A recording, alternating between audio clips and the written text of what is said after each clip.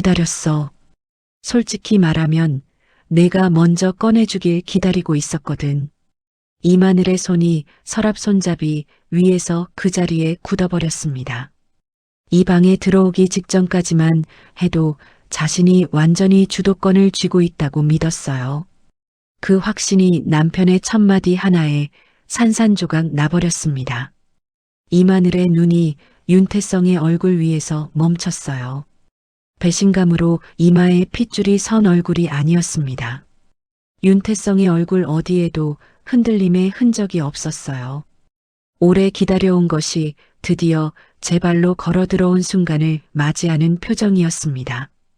두꺼운 파일 묶음이 탁자 위로 소리 없이 미끄러져 내려왔어요. 이마늘의 시선이 파일 표지 위로 천천히 떨어졌습니다. 표지에 찍힌 날짜, 도장이 2년 4개월 전이었어요. 이마늘의 목구멍에서 겨우 소리가 나왔습니다. 지금 나한테 무슨 말을 하는 거야? 기다렸다는 게 무슨 뜻이에요? 윤태성이 파일 위에 손을 얹은 채 그녀를 바라봤어요. 그 시선 하나가 이마늘의 발을 바닥에서 떼어내지 못하게 만들었습니다. 윤태성이 말했어요. 일단 앉아. 오늘 할 말이 꽤 길어질 것 같으니까. 이마늘의 두 무릎에서 동시에 힘이 빠졌습니다. 채아의 이야기 속으로에 오신 것을 환영합니다. 이 남자가 2년 넘게 아무것도 모르는 척 살면서 실제로 무엇을 준비해 왔는지 오늘 끝까지 전부 보여드리겠습니다. 채널 구독을 아직 하지 않으셨다면 지금 바로 구독 버튼을 눌러주세요. 알림 설정도 함께 해두시면 다음 이야기를 빠르게 받아보실 수 있습니다. 이제 이야기의 처음으로 돌아가겠습니다. 윤태성은 서울에서 이혼 전문 변호사로 15해를 살아온 사람이었습니다. 그로부터 단 한 건의 패소 기록도 없었어요. 이혼 재산 분할, 위자료 청구, 양육권 소송까지 그가 맡은 어떤 사건에서도 진 적이 없었습니다.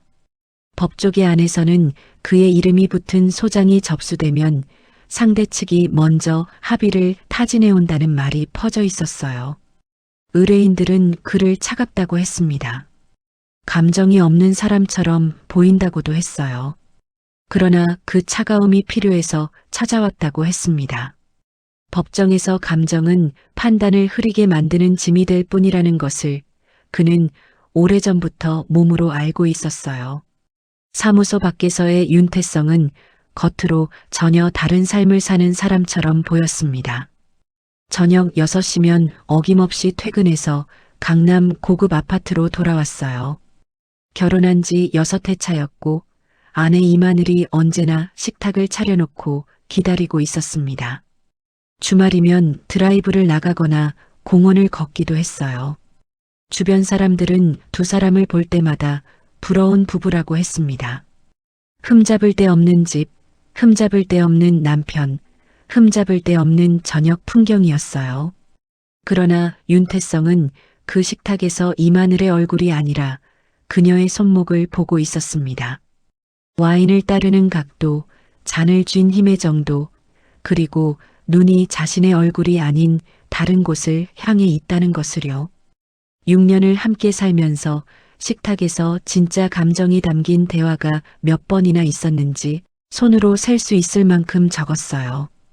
그래도 그는 그것을 문제라고 여기지 않았습니다. 서로 예의를 지키고 안정적으로 살아가는 것이 어른의 결혼이라고 믿었기 때문이었어요. 그러나 2년 4개월 전 겨울이 오던 무렵 한 가지가 바뀌었습니다. 이마늘의 핸드폰이 식탁 위에서 사라진 것이었어요. 어느 날부터 항상 핸드백 안에 있거나 손 안에 꼭 쥐어져 있었습니다. 윤태성이 옆을 지나치면 화면이 자동으로 꺼졌어요. 아주 작은 변화였습니다.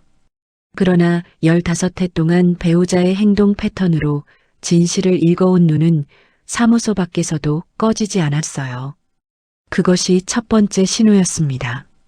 2년 4개월 전 겨울이 오기 직전의 이야기입니다. 그때까지 윤태성의 삶은 어느 각도에서 바라봐도 흠을 찾기 어려웠어요. 그해 가을만 해도 그는 3건의 이혼 소송을 동시에 진행하고 있었습니다. 3건 모두 상대 측이 먼저 합의 의사를 타진해 왔고 3건 모두 그의 의뢰인이 원하는 조건 그대로 마무리됐어요. 법원 복도에서 상대 측 변호사가 그에게 고개를 숙이며 악수를 청한 날 윤태성은 그것을 특별한 일로 기억하지 않았습니다. 그런 일은 이미 수십 번 반복된 풍경이었기 때문이에요. 사무소로 돌아와 재킷을 벗지도 않은 채 다음 사건 파일을 펼치는 것이 그날의 마지막 일이었습니다. 그가 이 일을 시작한 것은 27살이었어요. 처음 법정에 섰던 날부터 지금까지 패소 기록이 한 건도 없었습니다. 15회 동안 단 한 번도요. 그 기록은 업계 안에서 이미 하나의 전설처럼 굳어 있었어요. 이름 석자만으로 상대방을 먼저 흔들 수 있다는 것은 법정에서 가장 강력한 무기였습니다. 직장에서의 윤태성과 집에서의 윤태성은 겉으로 보기엔 완전히 다른 사람처럼 보였어요. 저녁 6시가 되면 그는 어김없이 사무소를 나섰습니다. 38층 현관문을 열고 들어서면 집 안에는 조명이 켜져 있었고 식탁이 차려져 있었어요. 이 마늘은 언제나 그가 들어오는 시간에 맞춰 식사 준비를 마쳐놓고 있었습니다. 와인잔 2개가 자리마다 놓여 있었고 접시 위 음식은 흐트러짐 없이 담겨 있었어요. 결혼 6년 차의 저녁 풍경이 그랬습니다. 주말이면 두 사람은 함께 드라이브를 나갔어요. 한강변 카페에 들러 커피를 마시거나 집 근처 공원을 산책하기도 했습니다. 그 모습을 아는 사람들은 하나같이 부러운 부부라고 했어요. 경제적으로도 탄탄했고 표면적으로 두 사람 사이에는 아무런 마찰이 없어 보였습니다. 이마늘은 남편 앞에서 언제나 정돈된 모습을 유지했어요. 식탁 앞에서 웃으며 와인을 따르는 그녀의 얼굴은 연습된 아내의 얼굴이었습니다. 윤태성도 그 자리에서 불편한 내색을 하지 않았어요. 식사를 마치면 가벼운 대화가 몇 마디 오갔고 자연스럽게 각자의 시간으로 넘어갔습니다. 두 사람 사이에 큰 다툼 한 번 없었어요. 목소리가 높아지는 일도 없었습니다. 그것을 보고 주변 사람들은 금슬 좋은 부부라고 했어요. 그러나 그 식탁에서 윤태성이 실제로 무엇을 바라보고 있었는지는 아무도 몰랐습니다. 그는 이마늘의 얼굴을 보지 않았어요. 와인을 따르는 그녀의 손목을 보고 있었습니다. 손목의 각도, 잔을 쥔 힘의 정도, 그리고 눈이 자신의 얼굴이 아니라 어딘가 다른 곳을 향해 있다는 것을요. 그것이 처음부터 이상했다고 나중에 그는 떠올렸습니다. 아내는 식탁 앞에서 남편을 바라보는 척하면서 실제로는 한 번도 그의 눈을 오래 들여다보지 않았어요. 6년을 함께 살면서 그 집 식탁 위에서 나눈 대화 중에 진짜 감정이 담긴 말이 몇 번이나 있었는지 윤태성은 기억을 더듬어 봐도 손가락으로 셀 수 있을 만큼 적었습니다. 그래도 그는 그것을 문제라고 생각하지 않았어요. 결혼이 꼭 뜨거운 감정으로 유지돼야 하는 것은 아니라고 여겼기 때문입니다. 서로 예의를 지키고 서로의 영역을 침범하지 않고 안정적으로 살아가는 것으로 충분하다고 믿었어요. 그것이 어른의 결혼이라고 생각했습니다. 그러나 아내 쪽에서 그 계약이 이미 다른 방식으로 해석되고 있다는 것을 그는 그때까지 아직 몰랐어요. 이마늘이 와인 잔을 내려놓으며 말했습니다. 오늘 사건은 잘 마무리됐어요? 윤태성이 잔을 들며 대답했습니다. 응, 됐어. 이마늘이 자신의 잔을 들며 살짝 웃었어요. 그 웃음이 무엇을 감추고 있는지 그때의 윤태성은 아직 알지 못했습니다. 창밖으로 서울의 야경이 차갑게 빛나고 있었어요. 완벽하게 세팅된 식탁 위에서 두 사람의 와인 잔이 소리 없이 부딪혔습니다. 그날 저녁 이마늘의 핸드폰은 식탁 위가 아닌 핸드백 안에 들어 있었어요. 그 전주까지만 해도 핸드폰은 언제나 식탁 위 그녀 옆에 놓여 있었습니다. 작은 변화였어요. 그러나 그 작은 변화를 윤태성의 눈은 이미 포착해두고 있었습니다. 그것이 첫 번째 신호였어요. 그는 그날도 아무런 내색을 하지 않았습니다. 그 첫 번째 신호 이후로 변화는 천천히 그러나 분명하게 쌓여갔습니다. 이마늘의 핸드폰은 이제 식탁 위에서 완전히 사라졌어요. 어디서든 항상 핸드백 안에 있거나 뒤집어져 있거나 손 안에 꼭 쥐어져 있었습니다. 윤태성이 옆을 지나쳐 걸어가면 화면이 자동으로 꺼지거나 핸드폰이 주머니 속으로 들어갔어요. 그것만으로는 확신이 없었습니다. 그러나 그 다음부터 바뀐 것들이 방향을 가리키고 있었어요. 잠자리에서 이마늘이 먼저 몸을 돌리기 시작한 것이 그 무렵이었습니다. 처음엔 피곤하다고 했어요. 그 다음 주엔 두통이 있다고 했습니다. 그 다음엔 이유 없이 그냥 등을 돌리고 누웠어요. 윤태성이 침대 끝에 앉은 채 말했습니다. 요즘 많이 피곤해 보이던데 어디 불편한 데 있는 거 아니야? 이마늘이 창가에 선 채로 시선을 바깥으로 향한 채 대답했어요. 그냥 요즘 잠이 잘 안 와서 그래요. 별거 아니에요. 신경 쓰지 않아도 돼요. 윤태성이 그녀의 등을 바라보며 다시 말했습니다. 요즘 외출이 많아진 것 같던데 무슨 일 있어? 이마늘의 손이 창틀 위 핸드폰 위로 아주 자연스럽게 내려갔어요. 친구들이랑 약속이 좀 많아졌어요.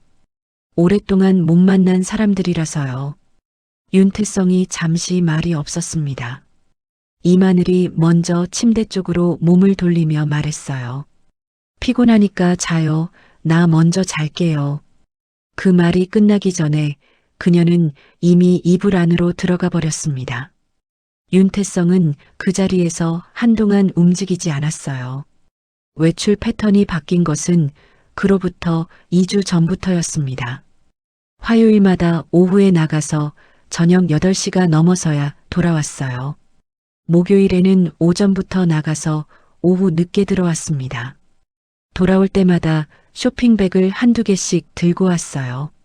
어디 다녀왔어? 하고 물으면 백화점에요 라고 짧게 대답하고 방으로 들어갔습니다. 백화점 영수증이 가방 안에 들어있는 날도 있었고 아무것도 없는 날도 있었어요. 산 물건이 집안 어디에도 보이지 않는 날이 더 많았습니다. 스킨십이 사라진 것도 그 무렵이었어요. 이전에도 자주 있던 일은 아니었지만 팔을 스치거나 어깨 옆에 앉는 정도의 거리는 있었습니다. 그 거리가 어느 날부터 눈에 띄게 멀어져 있었어요. 소파에 앉아도 각자 끝에 앉았고 주방에서 어깨가 스칠 것 같으면 이마늘 쪽에서 먼저 방향을 틀었습니다. 윤태성은 그 모든 것을 기억하고 있었어요. 기억할 뿐만 아니라 순서대로 정리하고 있었습니다. 어느 날 거실에서 이마늘의 핸드폰이 잠깐 소파 위에 놓여 있던 적이 있었어요. 카카오톡 알림이 화면 위로 한 줄 뜨는 것이 눈에 들어왔습니다. 이름이 아닌 이니셜 2글자로 저장된 발신자였어요. 윤태성의 눈이 그 화면 위에서 1초 동안 멈췄습니다. 이마늘이 주방에서 뛰어나오다시피 해서 핸드폰을 집어들었어요. 화면은 이미 꺼져 있었습니다. 이마늘이 아무렇지 않은 척 말했어요. 친구 연락이에요. 내일 약속 확인하는 거예요. 윤태성은 들고 있던 서류에서 눈을 들지 않은 채 말했습니다. 그래. 이마늘은 핸드폰을 쥔 채 빠른 걸음으로 안방으로 들어갔어요. 문이 닫히고 나서 윤태성은 그제야 서류에서 눈을 들었습니다. 이니셜 2글자, 주방에서 거실까지 뛰어나온 발걸음 속도, 안방 문이 닫히는 속도, 그 세 가지가 한 줄로 이어졌어요. 그날 밤 윤태성은 서재에서 늦게까지 자리를 지켰습니다. 서류를 보는 척했지만 실제로 들여다보고 있던 것은 다른 것이었어요. 이 집안에서 아내가 숨기는 것의 윤곽이 그날 처음으로 선명하게 그려지기 시작했습니다. 그날 이후 윤태성이 먼저 움직이기 시작했습니다. 법정에서 상대를 무너뜨리는 방식은 언제나 같았어요. 감정을 앞세우지 않고 증거를 먼저 쌓고 상대가 스스로 움직일 때까지 기다리는 것이었습니다. 그 방식을 이번에도 그대로 적용하기로 했어요. 이마늘의 외출 동선을 머릿속에서 정리하는 것이 첫 번째였습니다. 화요일 오후, 목요일 오전, 그리고 가끔 토요일 저녁이었어요. 그 패턴이 2달째 이어지고 있었습니다. 두 번째는 통신사 청구서였어요. 명의가 자신으로 된 가족결합요금제 청구서가 매달 사무소로 날아왔습니다. 그달 청구서를 꺼내 통화 내역 항목을 펼쳤어요. 모르는 번호로 걸린 통화가 한 달 사이 43건이었습니다. 한 통화당 평균 27분이었어요. 윤태성은 그 번호를 수첩에 적어두었습니다. 그 다음은 이마늘의 개인 노트북이었어요. 아내가 외출한 화요일 오후 그는 서재 책상 아래 두 번째 서랍을 열었습니다. 이마늘이 가끔 쓰는 개인 노트북이 그 안에 있었어요. 비밀번호는 두 사람의 결혼기념일이었습니다. 첫 번째 시도에서 열렸어요. 메신저 앱을 열었습니다. D라는 이니셜 하나로 저장된 대화창이 목록 맨 위에 있었어요. 마지막 메시지 수신 시각이 3시간 전이었습니다. 윤태성이 그 대화창을 열었어요. 위로 스크롤했습니다. 메시지는 2달 전부터 시작되어 있었어요. 윤태성의 눈이 화면 위에서 멈췄습니다. 이마늘이 보낸 메시지가 먼저 눈에 들어왔어요. 오늘 생각보다 일찍 끝났어. 나 지금 나갈 수 있어. 상대가 보낸 답장이 바로 이어졌습니다. 그럼 저번에 말한 대로 와. 내가 먼저 가 있을게. 이마늘의 다음 메시지가 따라왔어요. 알겠어. 이따가 봐. 그 인간은 오늘 6시 넘어야 들어와. 윤태성의 오른손이 마우스 위에서 움직임을 멈췄습니다. 왼손이 자연스럽게 입 앞으로 올라왔어요. 그 자세로 그는 화면을 계속 읽어내려갔습니다. 더 위로 스크롤하자 금액이 담긴 메시지들이 나왔어요. 이번 달에 500더 보낼 수 있어. 저번에 말한 계좌로. 상대의 답장이었습니다. 고마워. 다음 달 것도 미리 보내주면 더 좋고. 이마늘의 메시지가 이어졌어요. 그건 좀 봐야 해. 그 인간이 요즘 계좌 들여다보거든. 윤태성은 스크롤을 멈추지 않았습니다. 다음 메시지까지 확인하고 나서야 손가락이 멈췄어요. 걱정 마. 어차피 곧 끝낼 거잖아. 좀만 더 버텨. 이마늘의 답장이었습니다. 알아. 그 준비도 거의 다 됐어. 윤태성은 노트북을 닫지 않은 채 의자 등받이에 등을 기댔어요. 천장을 향해 시선을 올렸습니다. 방 안에 아무 소리도 없었어요. 잠시 후 그는 다시 몸을 앞으로 당겼습니다. 수첩을 펼치고 펜을 들었어요. 통화번호, 대화 날짜, 금액, 계좌 언급 횟수를 순서대로 적어 내려갔습니다. 쓰는 손이 흔들리지 않았어요. 얼굴에 아무런 변화도 없었습니다. 15년 동안 의뢰인의 배우자가 숨겨놓은 증거를 찾아온 사람이었어요. 지금 자신이 찾아낸 것이 그 어떤 사건보다 더 선명하다는 것을 그는 알고 있었습니다. 노트북을 원래 자리에 돌려놓고 서랍을 닫았어요. 커피잔은 처음 놓인 자리 그대로였습니다. 차갑게 식어 있었어요. 그는 잔을 들어 한 모금을 마셨습니다. 그리고 조용히 자리에서 일어났어요. 이제 다음 단계가 무엇인지 그의 머릿속에서는 이미 순서가 잡혀 있었습니다. 그러나 그것은 오늘 밤 안에 끝낼 일이 아니었어요. 아직 확인해야 할 것이 한 가지 더 남아 있었습니다. 확인해야 할 마지막 한 가지는 공동생활비 계좌였습니다. 결혼 초부터 두 사람이 함께 써온 계좌였어요. 윤태성이 매달 2천만 원을 이체해두면 이마늘이 생활비로 관리하는 구조였습니다. 다음 날 아침 사무소에 출근한 윤태성은 조수에게 아무 말 없이 자리에 앉았어요. 가방에서 지난 두 해치 계좌 거래 내역 출력본을 꺼내 책상 위에 펼쳤습니다. 첫 장부터 훑었어요. 2년 전까지의 내역은 크게 이상하지 않았습니다. 식비, 관리비, 백화점 결제, 병원비, 월 평균 지출이 1,200만 원 안팎이었어요. 그런데 2년 전 겨울부터 숫자가 달라지기 시작했습니다. 그달 지출 합계가 1,800만 원이었어요. 다음 달이 2,100만 원이었습니다. 그 다음 달이 2,600만 원이었어요. 석 달 만에 지출이 2배를 넘어 있었습니다.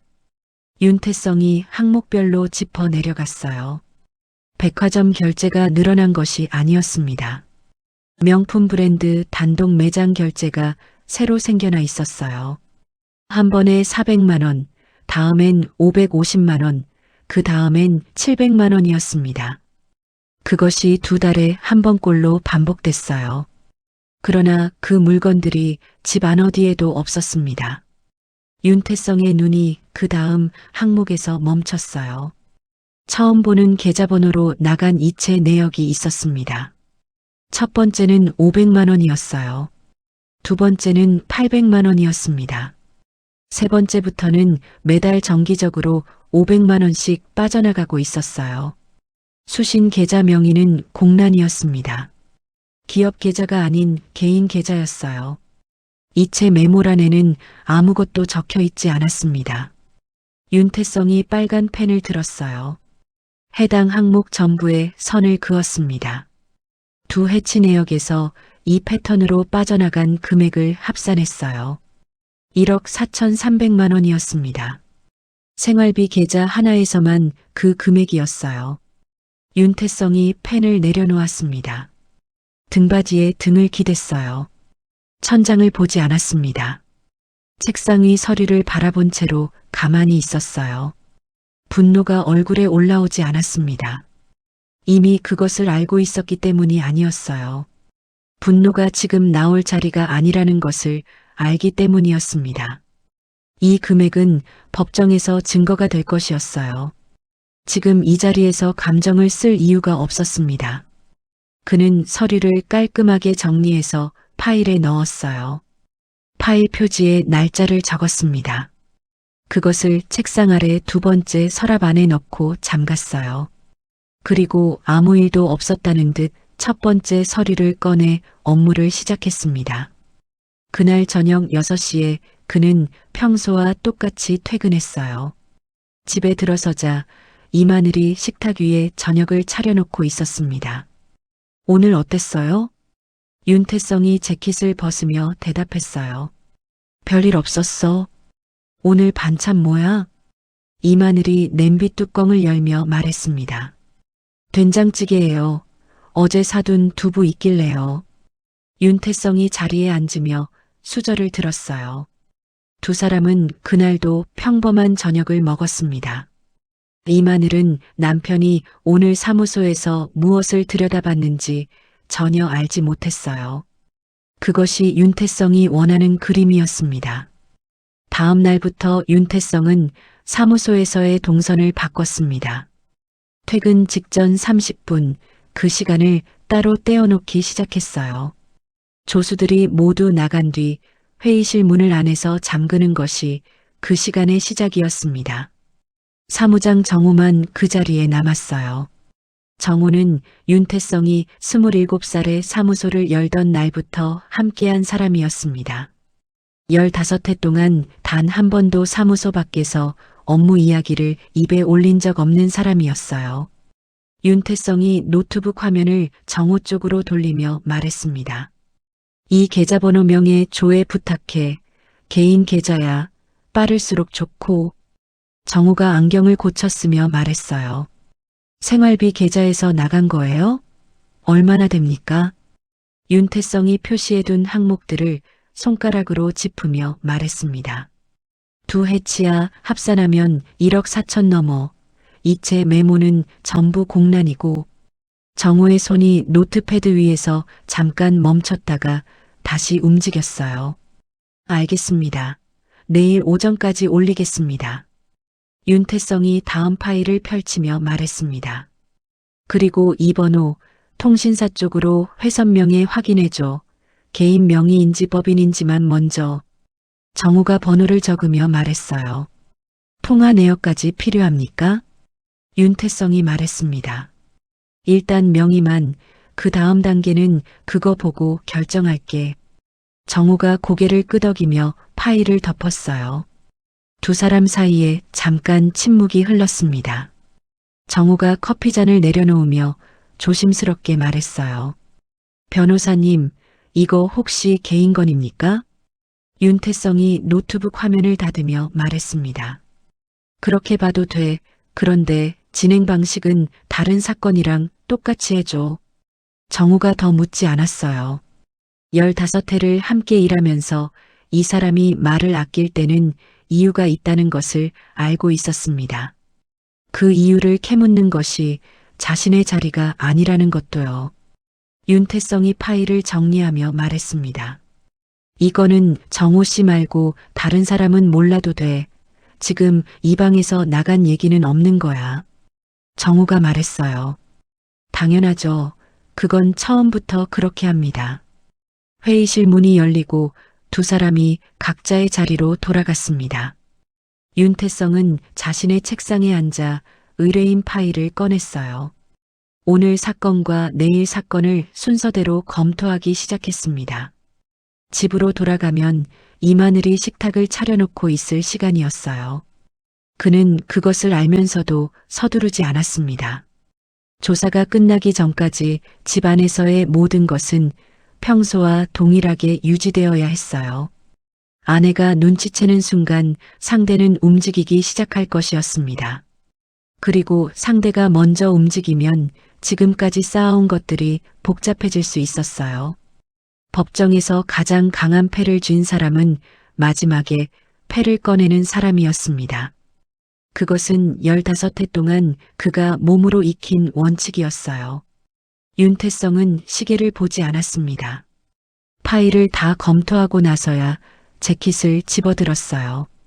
엘리베이터를 타고 내려가는 동안 그의 얼굴에는 아무런 표정이 없었습니다. 그날 밤 정호에게서 문자 하나가 왔어요. 계좌명에 나왔습니다. 내일 아침에 보고 드리겠습니다. 윤태성은 그 문자를 읽고 화면을 껐습니다. 내일 아침이면 이름이 나올 것이었어요. 이름이 나오면 그 다음이 시작될 것이었습니다. 다음 날 아침 7시 30분 정호가 회의실 문을 두드렸습니다. 윤태성이 이미 자리에 앉아 있었어요. 정호가 얇은 파일 하나를 탁자 위에 내려놓으며 말했습니다. 계좌명에 나왔습니다. 석대현이라는 사람입니다. 윤태성이 파일을 펼치며 말했어요. 어디 사람이야? 정호가 안경을 고쳤으며 말했습니다. 부동산 개발 쪽이에요. 중소규모 시행사 대표인데 회사 이름은 DH개발이고 설립한 지 4년 됐습니다. 윤태성이 파일 안쪽 페이지를 넘기며 말했어요. 자산 규모는? 정우가 말했습니다. 겉으로 드러난 건 법인 자산 포함해서 30억 안팎인데 부채 비율이 높아요. 실질적으로 여유 있는 상태는 아닙니다. 윤태성의 손가락이 파일 안쪽 사진 위에서 멈췄어요. 망원 렌즈로 찍은 듯한 사진이었습니다. 카페 야외 테이블에 앉아 핸드폰을 보며 웃고 있는 남자였어요. 나이는 40대 초반으로 보였고 외모는 평범했습니다. 특별히 눈에 띄는 인상이 아니었어요. 그러나 사진 아래쪽에 찍힌 날짜가 윤태성의 눈을 잡아당겼습니다. 이마늘이 처음으로 핸드폰을 숨기기 시작한 날로부터 사흘 뒤였어요. 정우가 말했습니다. 통신사 회선 명의도 동일 인물로 나왔어요. 개인명의 선불폰 아니고 본인명의 정식 개통입니다. 윤태성이 말했어요. 이 남자 사무실 주소하고 주거지 주소 둘 다 확인해줘. 정우가 수첩에 받아 적으며 말했습니다. 차량 조회도 넣을까요? 윤태성이 사진에서 눈을 들며 말했어요. 그리고 최근 6개월 동선 파악할 수 있으면 그것도. 정우가 파일을 닫으며 말했습니다. 시간이 좀 걸릴 텐데 어느 정도까지 깊게 들어갈까요? 윤태성이 파일을 자신 앞으로 당기며 말했어요. 법정에서 쓸 수 있는 수준까지만, 선 넘는 방법은 쓰지 마. 정우가 고개를 끄덕이며 자리에서 일어났습니다. 회의실 문이 닫히자 윤태성은 다시 사진으로 눈을 내렸어요. 석대현이라는 이름이었습니다. 부동산 시행사 대표, 자산보다 부채가 많은 사람, 40대 초반의 평범한 얼굴이었어요. 이 마늘이 남편 계좌에서 돈을 꺼내 이 남자 계좌로 보내고 있었습니다. 그것도 1억 4천만 원이 넘는 금액을 2회에 걸쳐서요. 윤태성은 사진을 한 번 더 들여다봤어요. 이 남자가 자신의 돈으로 어떻게 살고 있는지가 이 사진 한 장 안에 담겨 있었습니다. 카페 야외 테이블에서 핸드폰을 보며 웃고 있는 얼굴이었어요.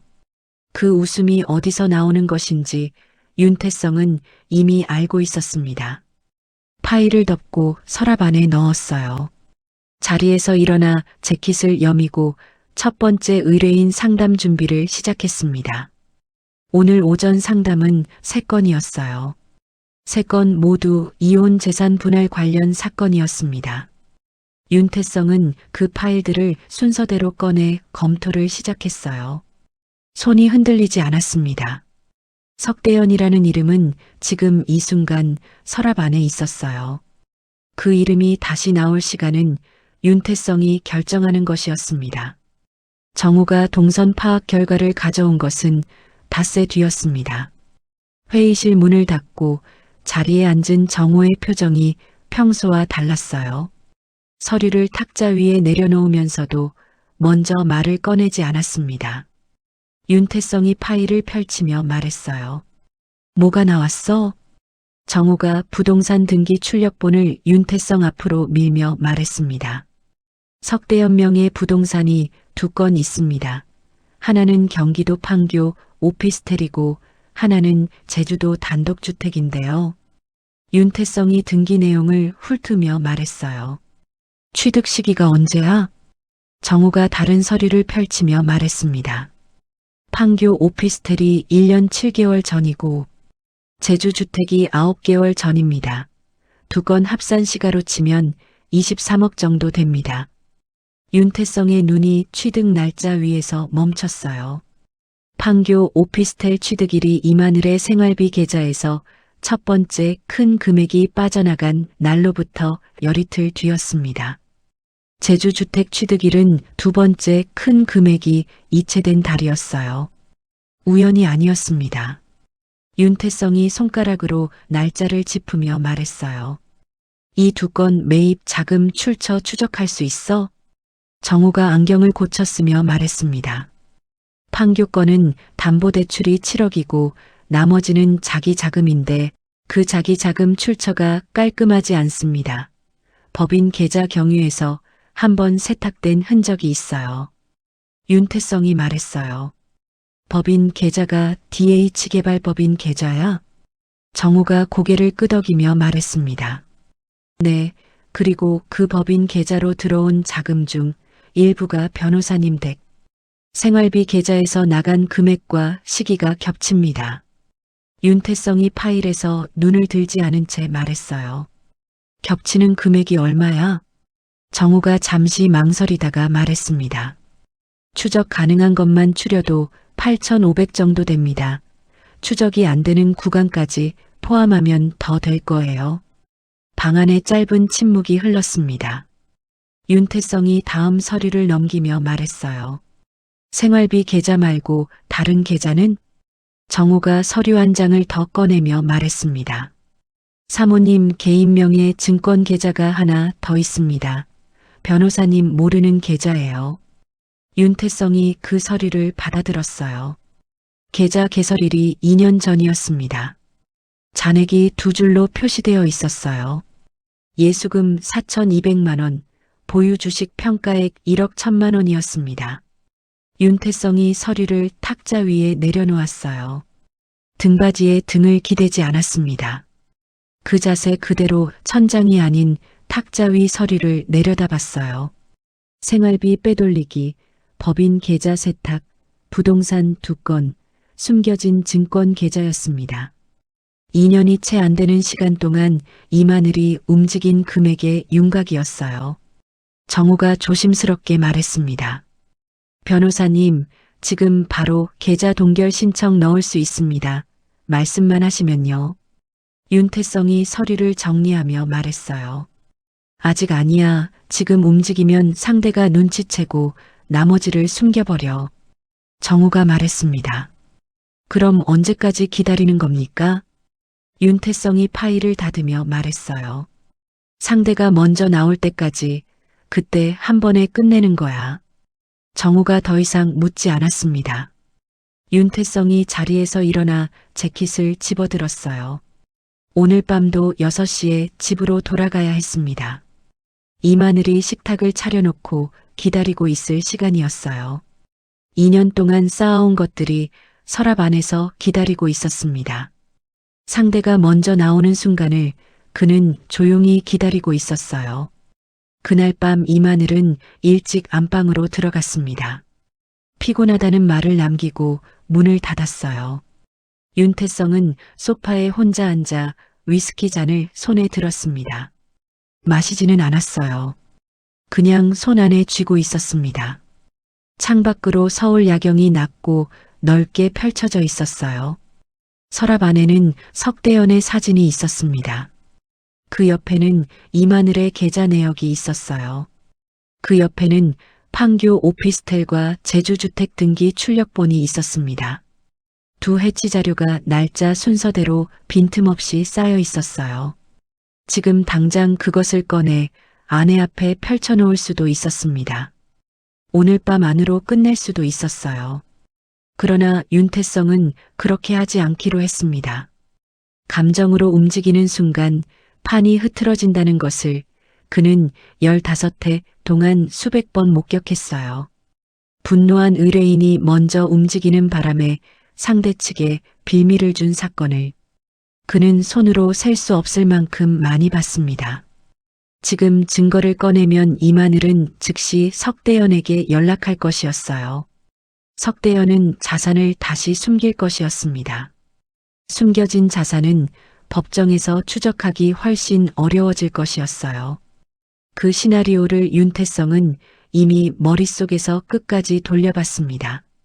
결론은 하나였어요. 지금은 아직 아니었습니다. 이마늘이 이혼을 먼저 꺼내는 순간까지 기다려야 했어요.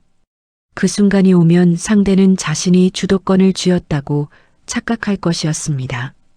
착각한 상태로 법정에 서는 것이 가장 위험한 상태였어요. 상대가 방심한 채 법정에 서는 순간 윤태성이 그동안 쌓아온 것들을 한꺼번에 꺼내면 됐습니다. 그것이 15회 동안 그가 단 한 번도 진 적 없는 이유였어요. 패를 마지막에 꺼내는 사람이 이기는 것이었습니다. 윤태성이 위스키 잔을 탁자 위에 천천히 내려놓았어요. 마시지 않은 채로였습니다. 자리에서 일어나 창가로 걸어갔어요. 서울 야경이 유리창 너머로 차갑게 빛나고 있었습니다.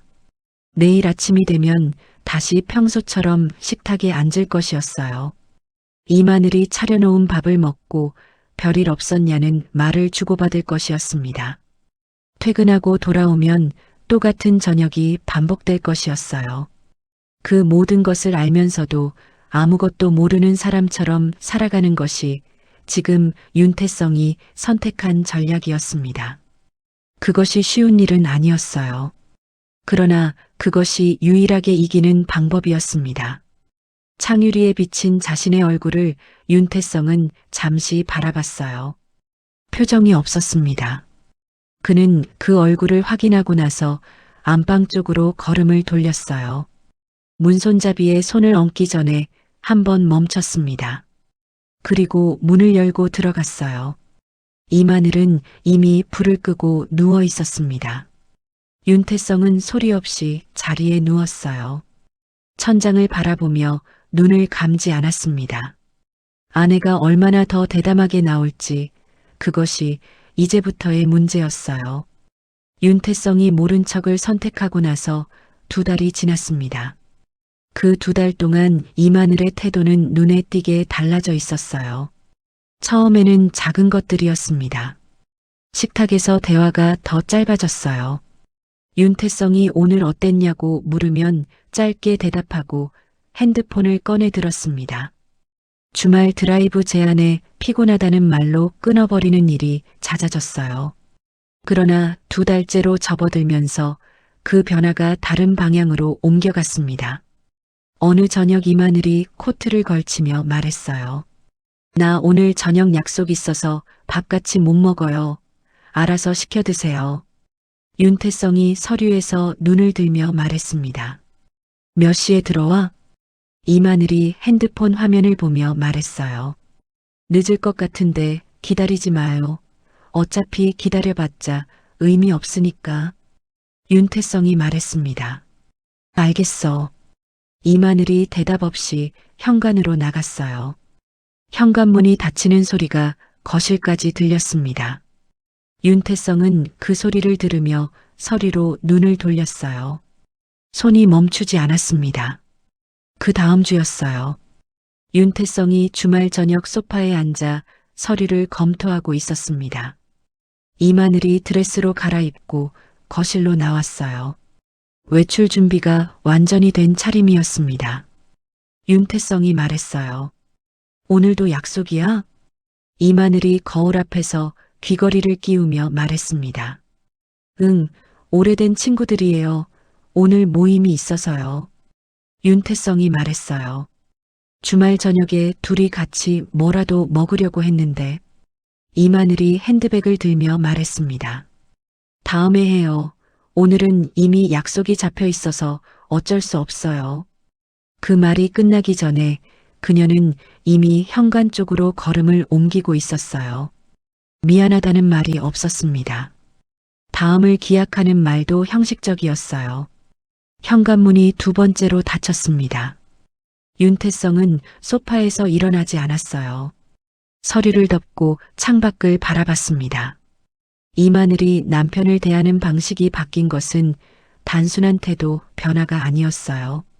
이미 이 결혼을 끝낸 사람의 행동 방식이었습니다.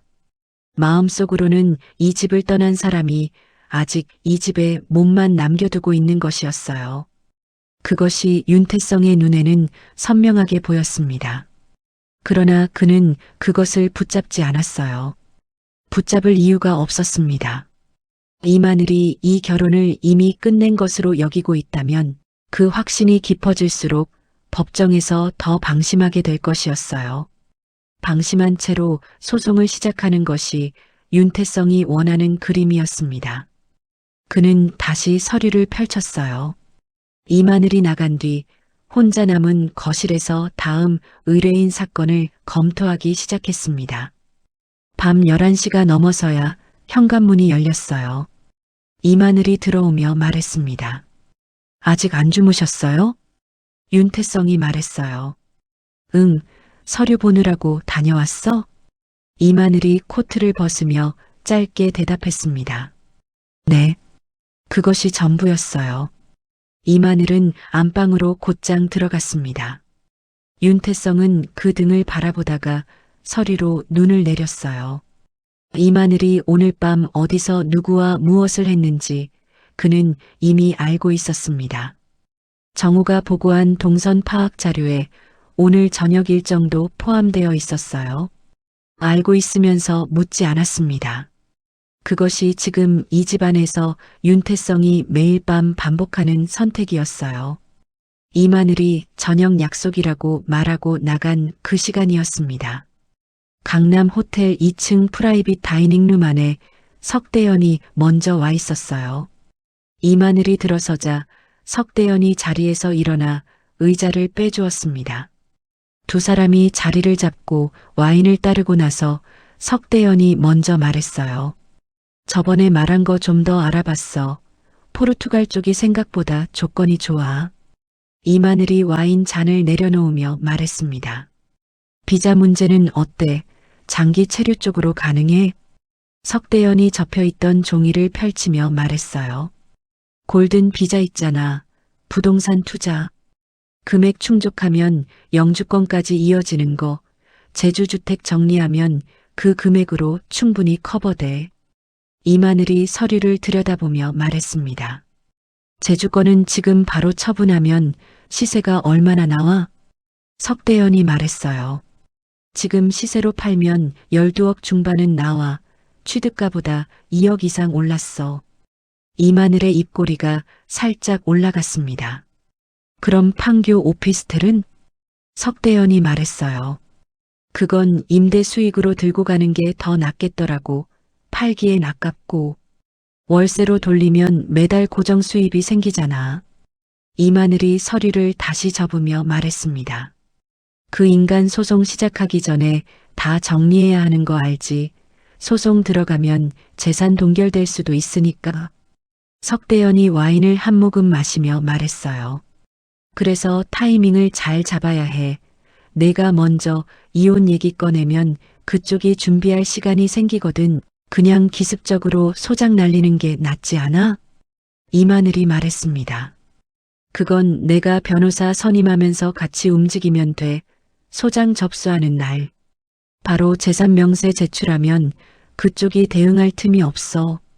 석대현이 고개를 끄덕이며 말했어요. 그 인간이 이혼 전문 변호사라는 게 변수긴 한데 본인 사건은 본인이 직접 못하잖아. 이마늘이 말했습니다. 그래서 내가 미리 알아봤어.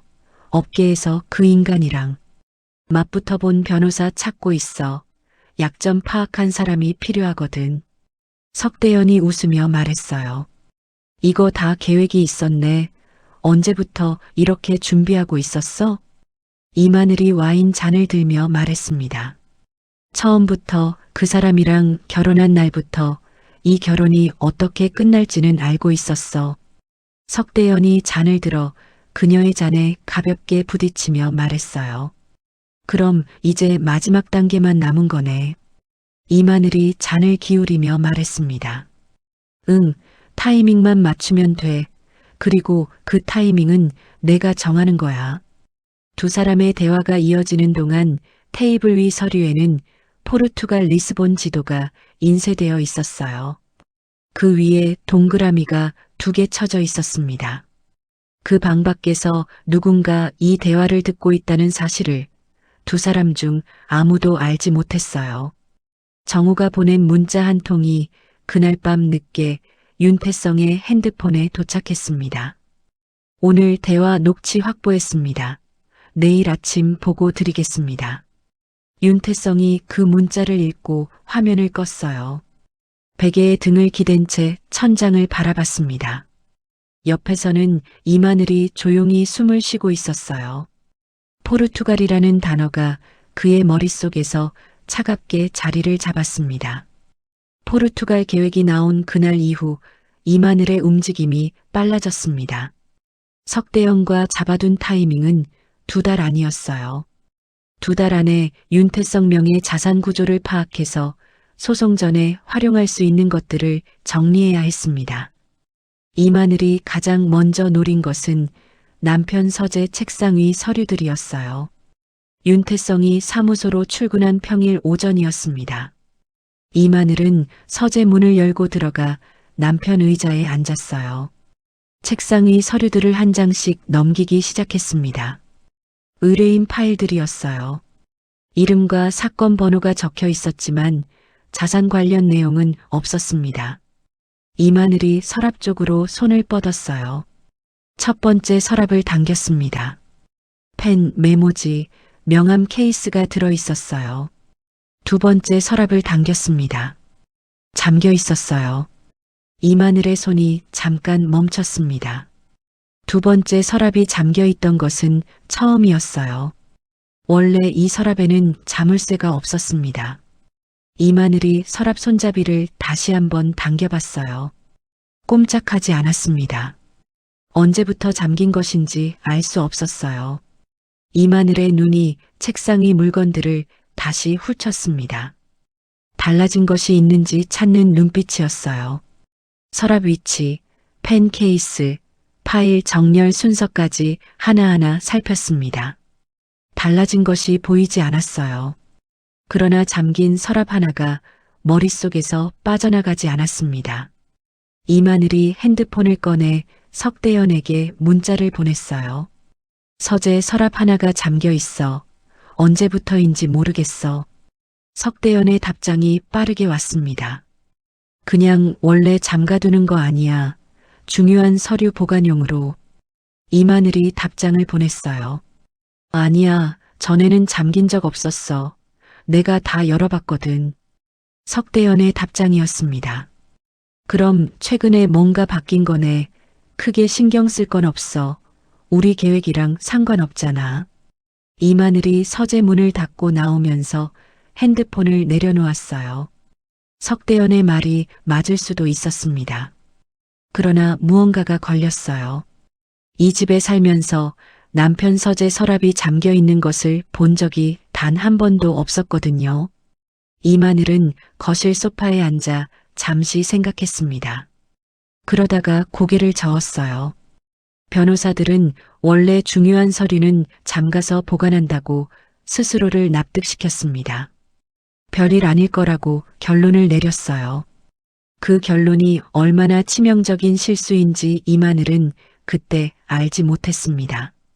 잠긴 그 서랍 안에 자신의 이름이 적힌 파일이 들어있다는 것을요. 날짜 순서대로 정리된 두 해치 자료와 함께였습니다. 그달 말에 법조계 지인 부부 동반 모임이 잡혀 있었습니다.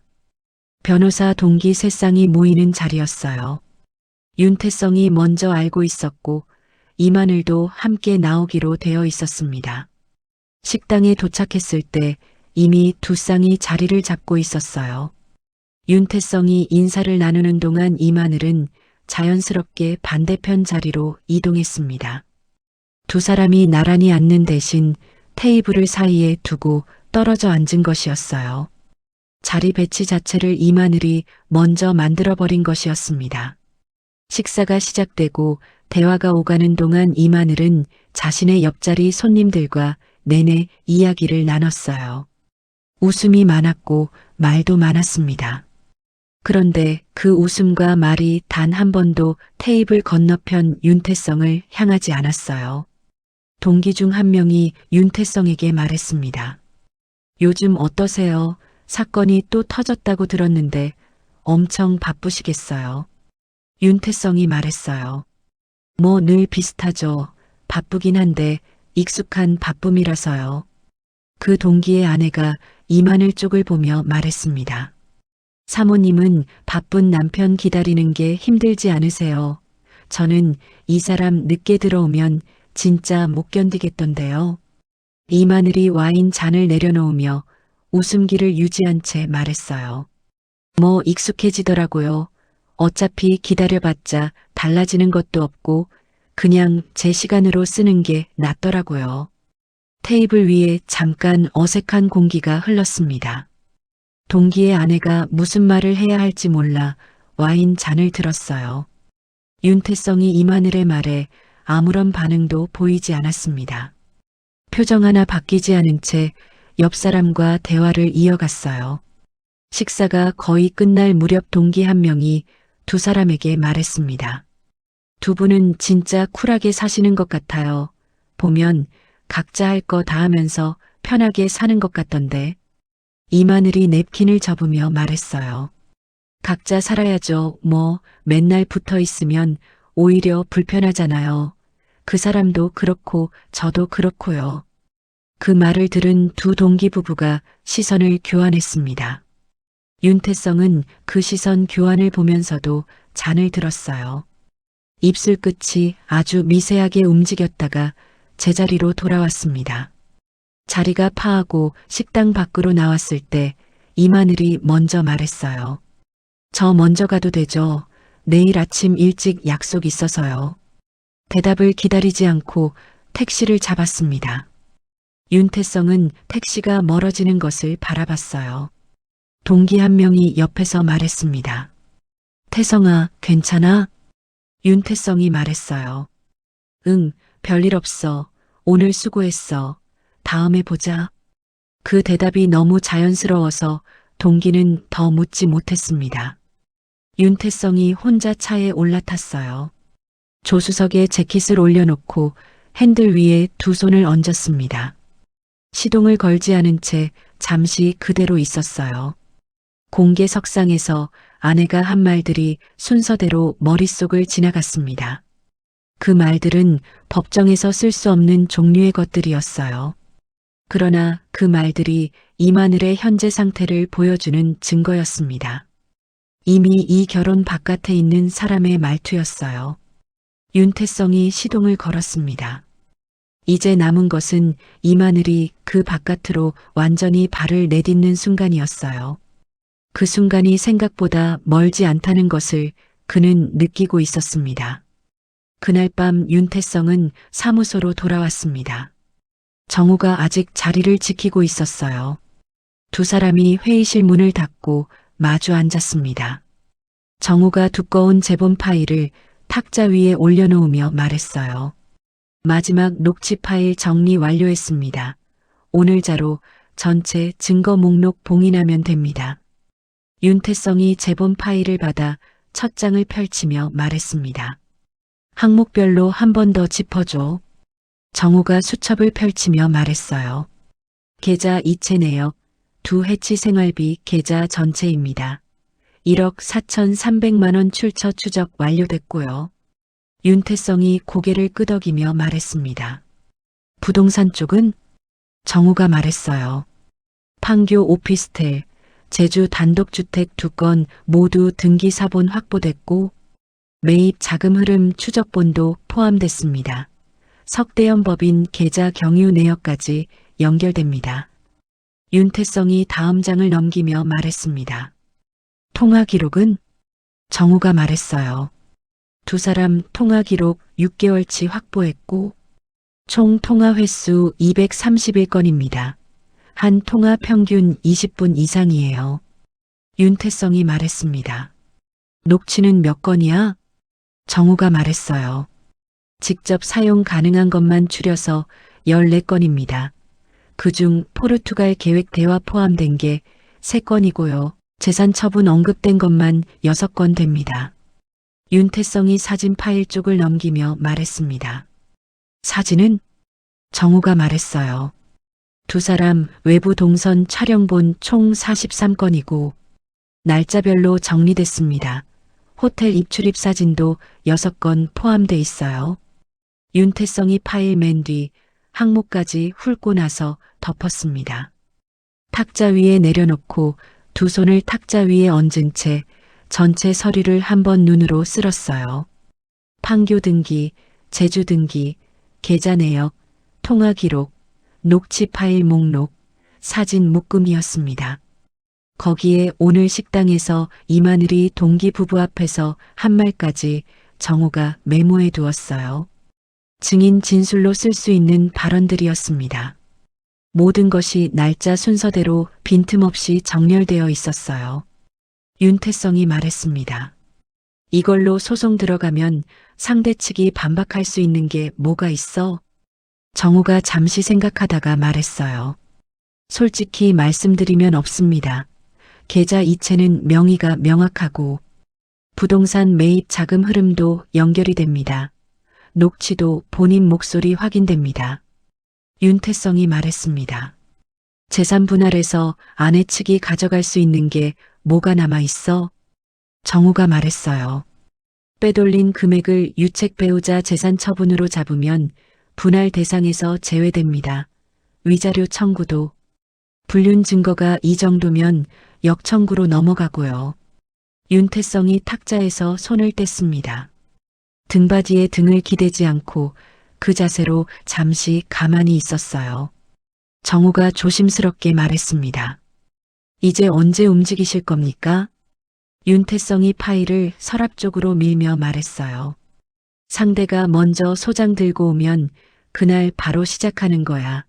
그 전까지는 아무것도 바뀌지 않아. 정우가 파일을 정리하며 말했습니다. 알겠습니다. 준비는 끝났으니까 그 타이밍만 기다리면 되는 거군요. 윤태성이 재킷을 들고 일어서며 말했어요. 타이밍은 상대가 만들어줄 거야. 그 사람들이 워낙 열심히 준비하고 있으니까. 회의실 불이 꺼지고 두 사람이 나갔습니다. 탁자 위에는 아무것도 남아있지 않았어요. 모든 것이 서랍 안으로 들어가 잠겼습니다. 이마늘과 석대현이 2달 안에 움직이겠다고 약속한 날로부터 벌써 3주가 지나 있었어요. 증거 수집이 완료된 그 다음 주였습니다. 윤태성이 사무소에 오래된 회계사 한 명을 불렀어요. 세무 전문 법인을 운영하는 사람으로 윤태성과 12년 넘게 일해온 사람이었습니다. 문이 닫히고 두 사람만 남자 윤태성이 먼저 말했어요. 4명의 자산 전체 구조 다시 짜야 해. 이혼 소송 전 재산. 분할 대상에서 제외할 수 있는 범위 최대한으로. 회계사가 안경을 고쳤으며 말했습니다. 현재 명의 자산이 어떻게 구성돼 있습니까? 부동산이랑 금융 자산 분리해서 말씀해 주시면요. 윤태성이 서류를 펼치며 말했어요.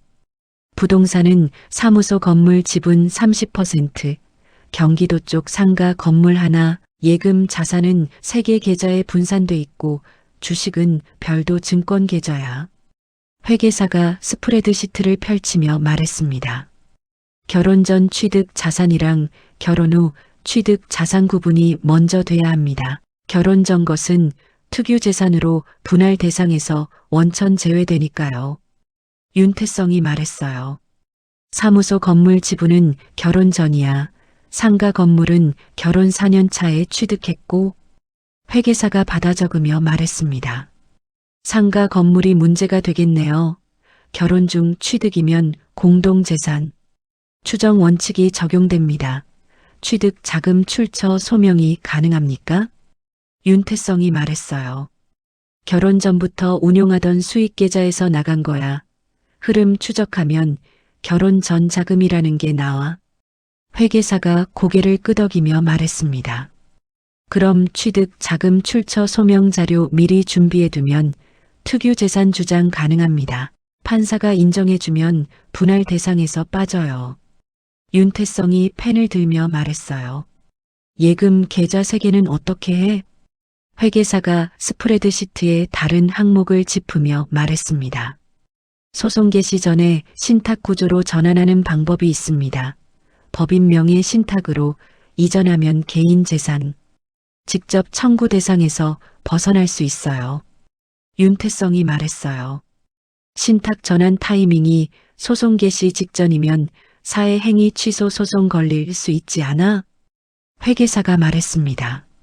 그래서 지금 당장 시작하는 겁니다. 소송 개시로부터 최소 6개월 이전이면 취소 소송 적용이 어려워요.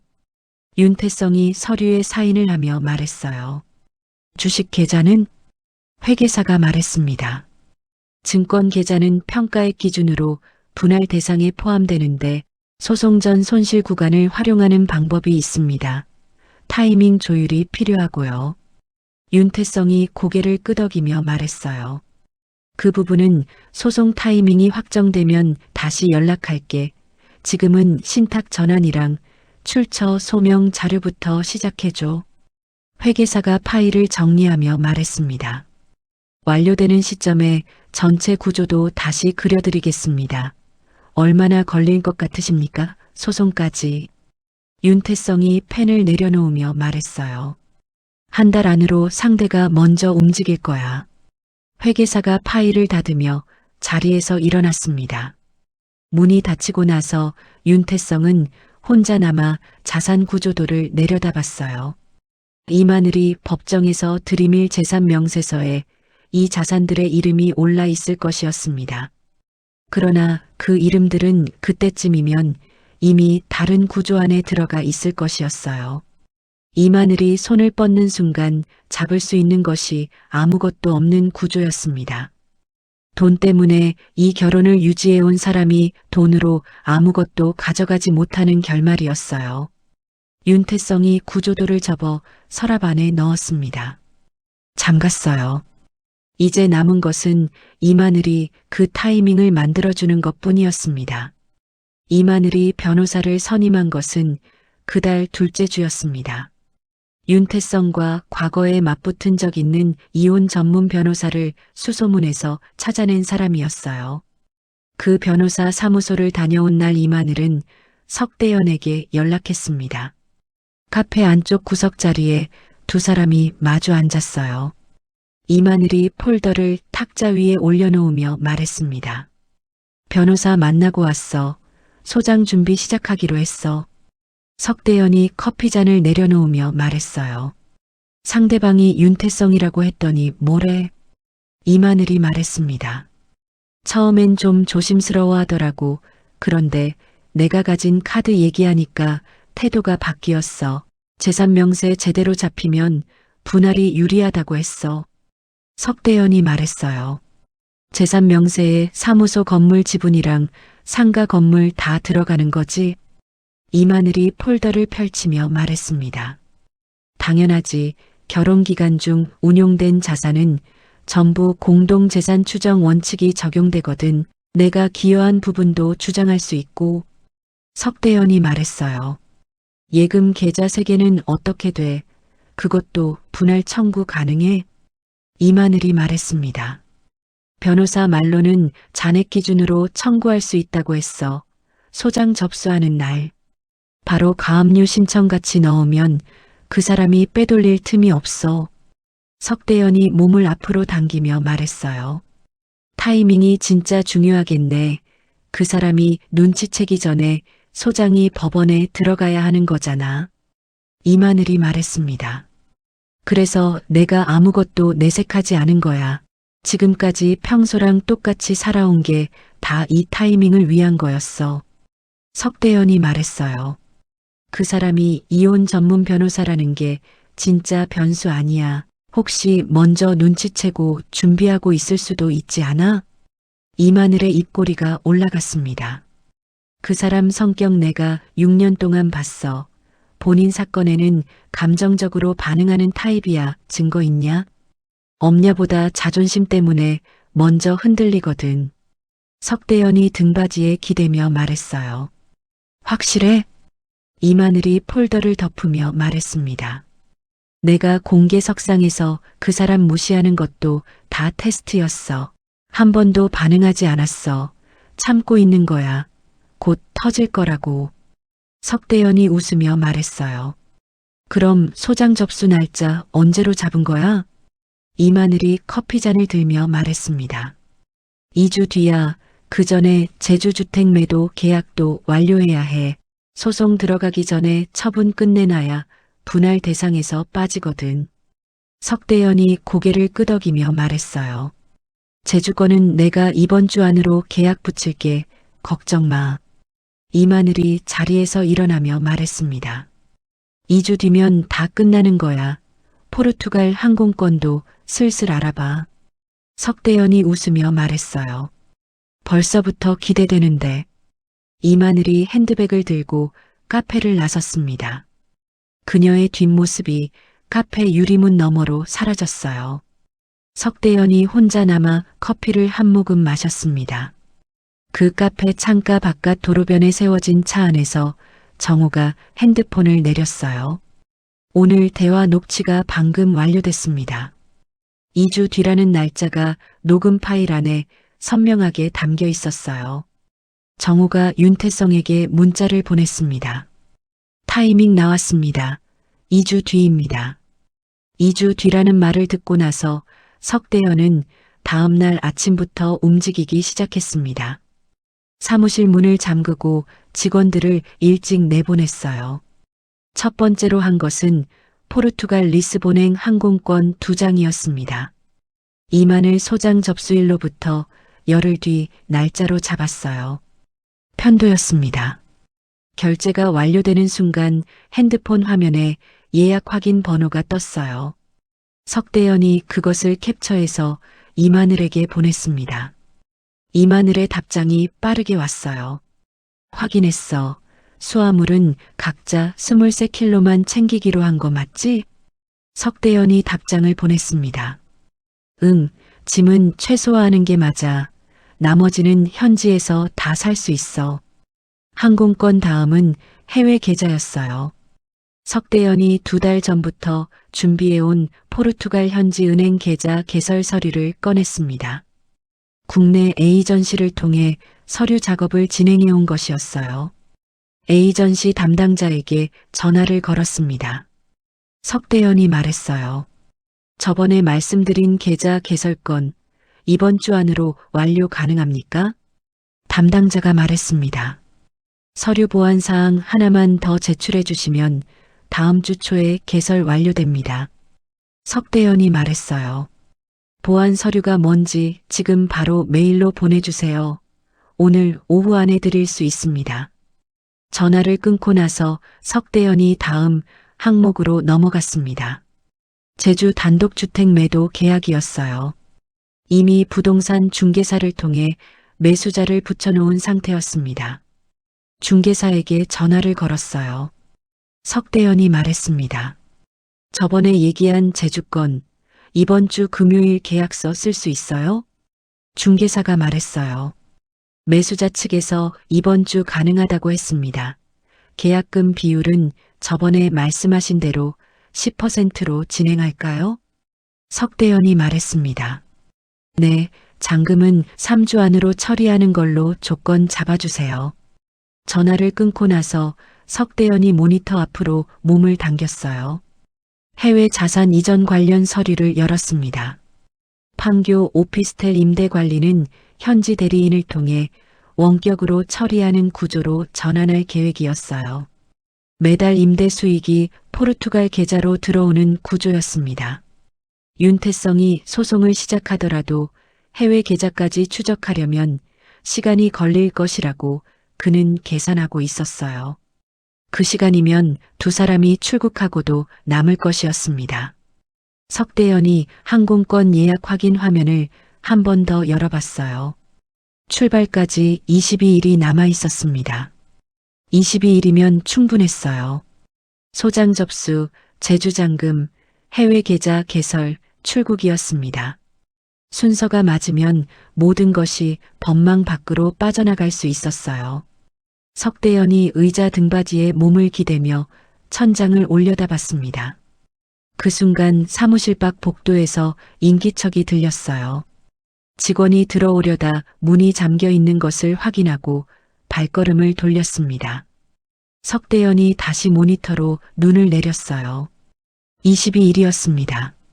그 22일이 끝나는 시점에 자신이 어디 있을지 그는 이미 머릿속에서 그려두고 있었어요. 그런데 그 그림 안에 윤태성이 없다는 것이 석대현이 범하고 있는 가장 큰 실수였습니다. 정호에게 2주 뒤라는 문자를 받은 날 밤이었습니다. 윤태성이 거실 소파에 먼저 앉아 이마늘이 안방에서 나오기를 기다렸어요.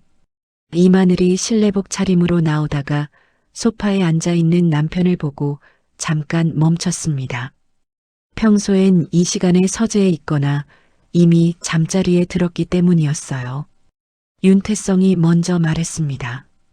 잠깐 얘기 좀 해도 돼? 이마늘이 소파 끝에 걸터 앉으며 말했어요. 무슨 얘기요? 윤태성이 두 손을 무릎 위에 얹은 채 말했습니다. 요즘 우리 많이 어색한 것 같아서 내가 뭔가 잘못하고 있는 건지 모르겠어서. 이마늘의 눈이 잠깐 그를 훑었어요. 갑자기 왜요? 원래 이런 얘기 잘 안 하잖아요. 윤태성이 눈을 내리깔며 말했습니다. 그러니까 하는 거야. 말을 안 하다 보니까 더 멀어지는 것 같아서 솔직히 요즘 많이 힘들어. 이마늘이 팔짱을 끼며 말했어요. 힘들다는 게 무슨 말이에요? 사건이 많아서요? 윤태성이 잠시 말이 없다가 말했습니다. 그게 아니라 우리 사이가 뭔가 많이 달라진 것 같아서 그게 힘든 거야.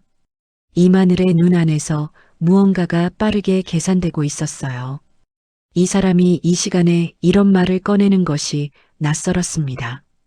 6년 동안 먼저 감정 얘기를 꺼낸 적이 없는 사람이었어요. 이마늘이 말했습니다. 갑자기 이런 얘기를 하는 이유가 뭐예요? 뭔가 눈치챈 게 있어요?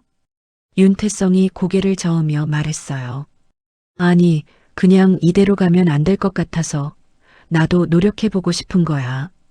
이마늘이 잠시 그를 바라봤습니다. 이 남자의 얼굴이 피곤해 보였어요. 눈 아래가 어두웠고 어깨가 평소보다 낮게 내려와 있었습니다. 이마늘의 머릿속에서 한 가지 생각이 스쳐 지나갔어요.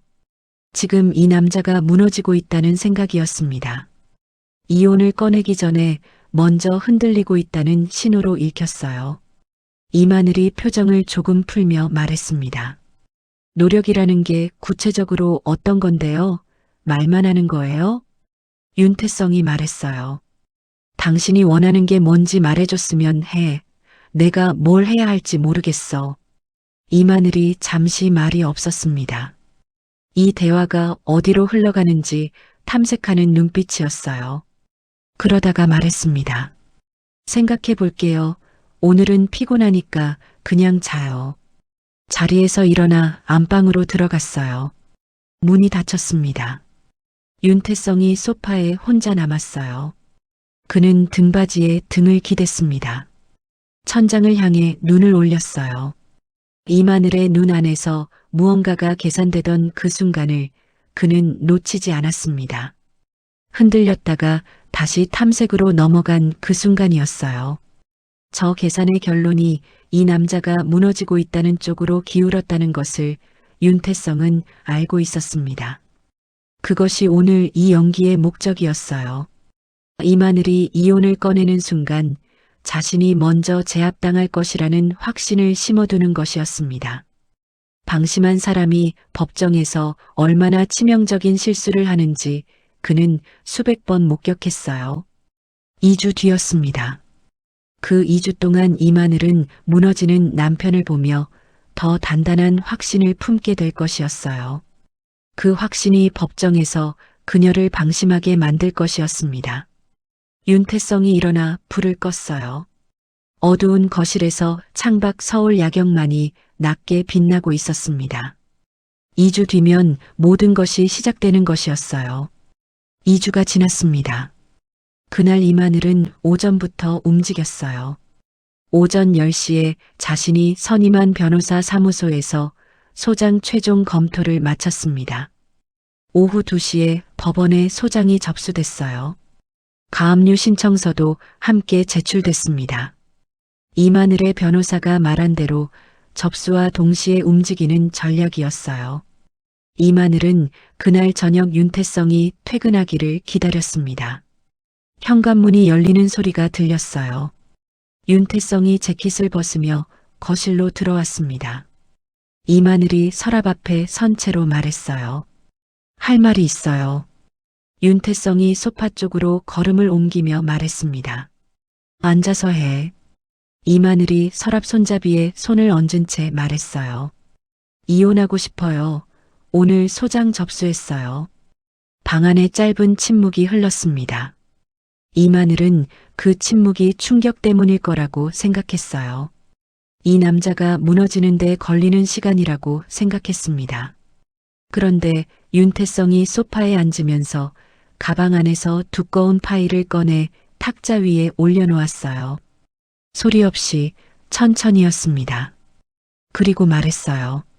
기다렸어. 솔직히 말하면 내가 먼저 꺼내주길 기다리고 있었거든. 이마늘의 손이 서랍 손잡이 위에서 그 자리에 굳어버렸습니다. 다리에서 힘이 빠져나가는 것이 느껴졌어요. 윤태성의 얼굴 어디에도 당황한 흔적이 없었습니다. 배신당한 사람의 눈이 아니었어요. 오래 기다려온 것이 제 발로 걸어 들어온 순간을 맞이하는 눈이었습니다. 이마늘이 목구멍에서 겨우 소리를 꺼냈어요. 지금 무슨 말하는 거예요? 기다렸다는 게 무슨 뜻이에요? 윤태성이 파일 위에 손을 얹으며 말했습니다. 오늘 소장 접수한 거 알아. 가압류 신청 같이 넣은 것도 알고. 이마늘의 눈이 파일 표지로 떨어졌어요. 날짜 도장이 선명하게 찍혀 있었습니다. 2년 4개월 전 날짜였어요. 이마늘의 입술이 움직였습니다. 그 파일이 뭐예요? 윤태성이 말했어요. 2년 4개월치야. 내가 움직인 것들 전부. 이마늘의 두 무릎에서 동시에 힘이 빠졌습니다. 서랍 손잡이를 잡고 있던 손이 몸 옆으로 흘러내렸어요. 윤태성이 상체를 천천히 일으키며 말했습니다. 오늘 내 소장 접수된 거 확인하자마자 나도 소장 냈어. 내 변호사 선임한 지 사흘 됐을 때부터 알고 있었거든. 이마늘이 말했어요. 어떻게 알았어요? 당신이 어떻게? 윤태성이 말했습니다. 그게 중요한 게 아니야. 지금 중요한 건 저 파일 안에 뭐가 들어있는지야. 앉아서 들어봐. 이마늘의 눈 아래 근육이 아주 작게 떨렸습니다. 발이 바닥에서 떨어지지 않았어요. 석대현에게 연락해야 한다는 생각이 번쩍 스쳤습니다. 그러나 손이 움직이지 않았어요. 윤태성이 파일을 천천히 펼치기 시작했습니다. 첫 장이 펼쳐지는 순간 이마늘은 거기 적힌 숫자를 알아봤어요. 자신이 석대현 계좌로 보낸 첫 번째 이체 금액이었습니다. 날짜까지 정확했어요. 그제야 이마늘은 이 남자가 처음부터 알고 있었다는 것을 온몸으로 실감했습니다. 모른 척한 것이 아니었어요. 처음부터 기다리고 있었던 것이었습니다.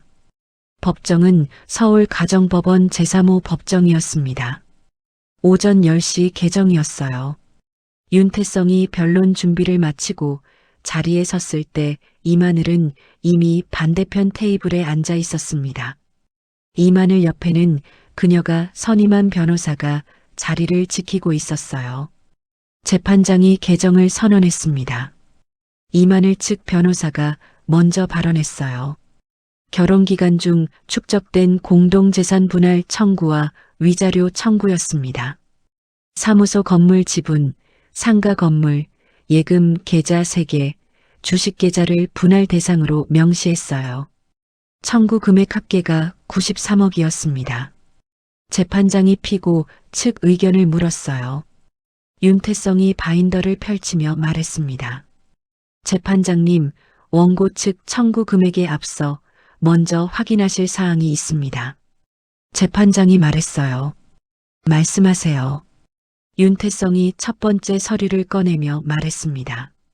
원고가 분할 청구한 자산 중 사무소 건물 지분과 상가. 건물은 취득 자금 출처 소명 자료에 의해 결혼 전 특유 재산으로 확인됩니다. 소명 자료 제출합니다. 서류가 재판장 앞으로 전달됐어요. 이마늘 측 변호사의 얼굴이 굳었습니다. 윤태성이 두 번째 서류를 꺼내며 말했어요. 예금 계좌 3개는 소송 개시 6개월 이전에 적법한 신탁 구조로 전환 완료된 자산입니다. 신탁. 계약서 및 이전 완료 확인서 제출합니다. 이마늘 측 변호사가 말했습니다. 재판장님, 피고의 신탁 전환은 소송을 예견하고 재산을 은닉한 사의 행위에 해당합니다. 윤태성이 말했어요. 재판장님, 신탁 전환 시점이 소송 개시로부터 7개월 이전입니다. 사의 행위 취소. 소송 적용 요건인 6개월 기준을 충족하지 않습니다. 관련 판례 함께 제출합니다. 재판장이 서류를 검토하며 말했습니다. 피고 측 주장 확인합니다. 계속하세요. 이마늘이 테이블 끝을 손으로 짚었어요. 손가락 끝이 하얗게 변하도록 힘이 들어가 있었습니다. 윤태성이 세 번째 서류를 꺼내며 말했어요.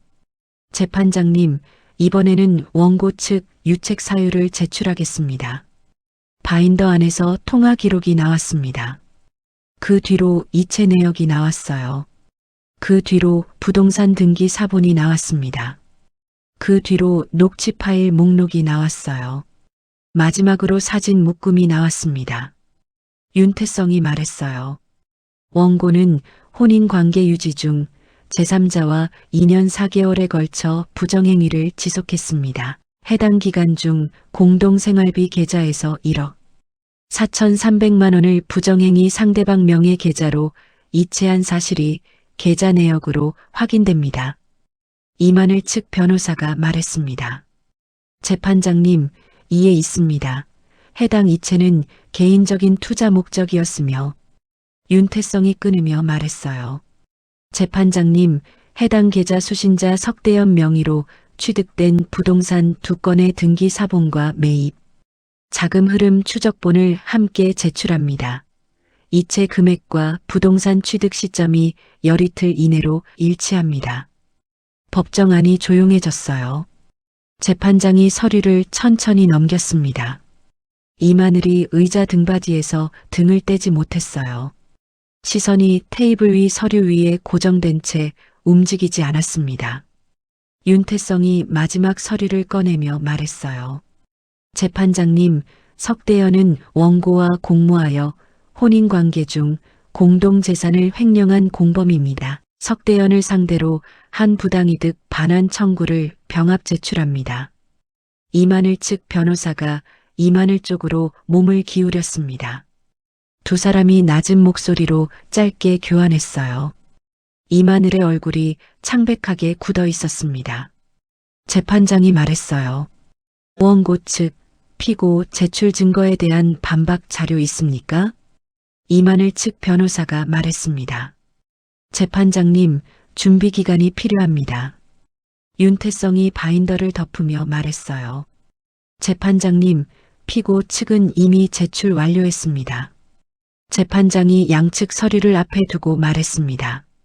다음 기일을 지정하겠습니다. 이마늘이 법정을 나서는 윤태성의 뒷모습을 바라봤어요.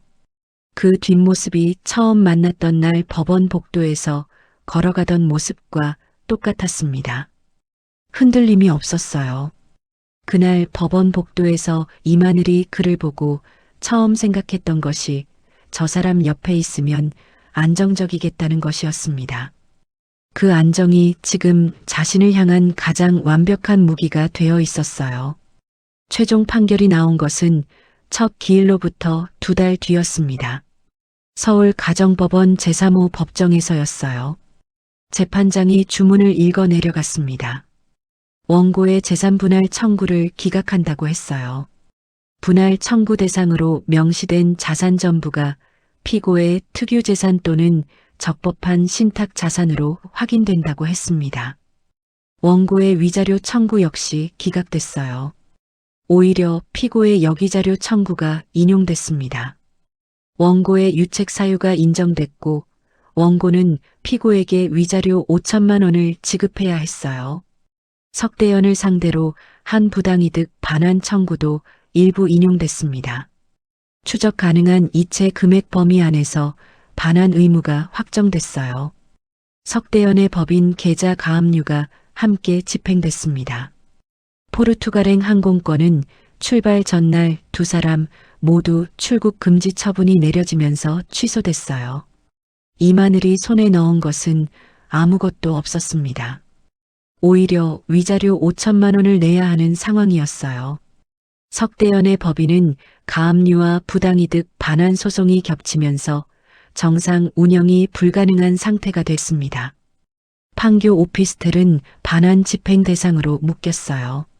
제주주택 매도 계약은 소송 중 법원 보전 처분으로 이미 효력이 정지된 상태였습니다.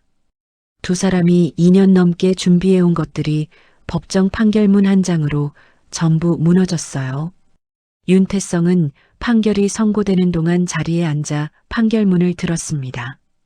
표정이 바뀌지 않았어요. 선고가 끝나고 자리에서 일어나 바인더를 정리했습니다. 법정을 나서는 걸음이 들어올 때와 같은 속도였어요. 복도에서 정우가 기다리고 있었습니다. 정우가 말했어요. 수고하셨습니다, 변호사님. 윤태성이 말했습니다. 고마워. 정우 씨도 수고했어.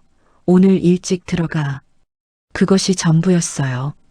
두 사람은 엘리베이터를 향해 나란히 걸었습니다. 그날 저녁 윤태성은 사무소로 돌아왔어요. 책상 위 서랍을 열었습니다. 2년 4개월치 파일이 들어있던 자리였어요. 파일은 이미 법원에 제출된 뒤였습니다. 서랍이 비어 있었어요. 윤태성이 서랍을 닫았습니다. 잠그지 않았어요. 이제 잠글 것이 없었습니다. 그날 밤 이마늘은 낯선 방에 앉아 있었어요. 그 집에서 나온 뒤 머물 곳을 찾는데 시간이 걸렸습니다. 석대현도 옆에 있었어요. 그러나 두 사람 사이에는 아무 말이 없었습니다. 서로 얼굴을 보지 않았어요. 2년 넘게 함께 설계한 계획이 무너진 자리에서 남은 것은 서로에 대한 원망뿐이었습니다. 이마늘의 손 안에는 아무것도 없었어요. 돈도 계획도 포르투갈도 없었습니다. 윤태성이 책상 위 스탠드를 껐어요. 사무소 문을 잠그고 나왔습니다. 엘리베이터를 기다리는 동안 핸드폰을 꺼내보지 않았어요. 지하 주차장으로 내려가 차에 올라탔습니다. 시동을 걸었어요. 핸들 위에 두 손을 얹고 잠시 그대로 있었습니다. 2년 4개월이었어요. 그 시간이 오늘로 끝났습니다. 그는 감정이 아닌 법으로 모든 것을 끝냈어요. 차가 지하 주차장을 빠져나와 서울 밤길로 들어섰습니다. 여기까지 함께 해주셔서 진심으로 감사합니다. 오늘 이야기는 어떠셨나요? 15년 동안 단 한 번도 지지 않은 사람이 자신의 결혼을 법으로 끝내는 이야기였습니다. 감정으로 무너지지 않고 분노를 드러내지 않고 오직 증거와 구조로 상대를 완전히 가두는 방식이었어요. 돈 때문에 곁에 있던 사람이 돈으로 아무것도 가져가지 못하는 결말이었습니다. 차가운 승리란 바로 이런 것이 아닐까 싶어요. 오늘 이야기가 마음에 드셨다면 구독과 좋아요, 알림 설정까지 부탁드립니다. 여러분의 구독 하나가 최아의 이야기 속으로를 계속 이어가는 힘이 됩니다. 댓글로 오늘 이야기에 대한 생각도 남겨주시면 정말 기쁘겠습니다. 최아의 이야기 속으로였습니다.